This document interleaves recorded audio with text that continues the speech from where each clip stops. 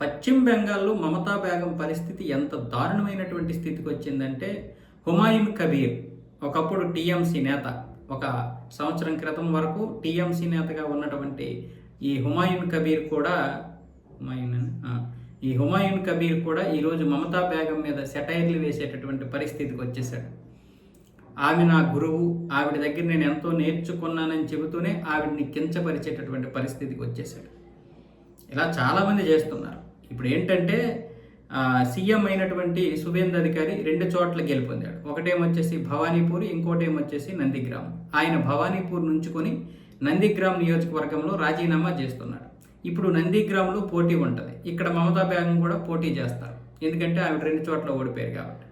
So ఈ నేపథ్యంలో ఇక్కడ హుమాయూన్ కబీర్ కూడా 2 చోట్ల గెలిచాడు. ఒకటి రెజీనగర్, రెండేమొచ్చేసి నౌదా. అతను ఏమంటున్నాడంటే, రెజీనగర్ మనం చెప్పినట్లు వింటది, పైగా ఇక్కడ మమతా బెనర్జీకి చాలా ఓటు బ్యాంక్ ఉంది, ఇప్పుడు ఆవిడ మాట ఎవరు వినకపోవచ్చు, కానీ రెజీనగర్ ప్రజలు నేను చెప్పినట్లుగా వింటాను, కాబట్టి ఆవిడ కోరుకుంటే రెజీనగర్లో నేను రాజీనామా చేస్తాను, నౌదా ఉంచుకుంటాను. రెజీనగర్లో ఆవిడ వచ్చి పోటీ చేస్తే నేను ఒక్క మాట చెప్తాను, నా పార్టీకి చెందినటువంటి వాళ్ళని ఎవరిని నిల్చోబెట్టను, పైగా ఆవిడకే ఓటు వేయండి అని ఒక్క మాట చెప్తే భారీ మెజారిటీతో గెలుపొందుతారని చెప్పి ఇప్పుడు హుమాయూన్ కబీర్ కూడా సెటైర్లు వేస్తున్నాడు.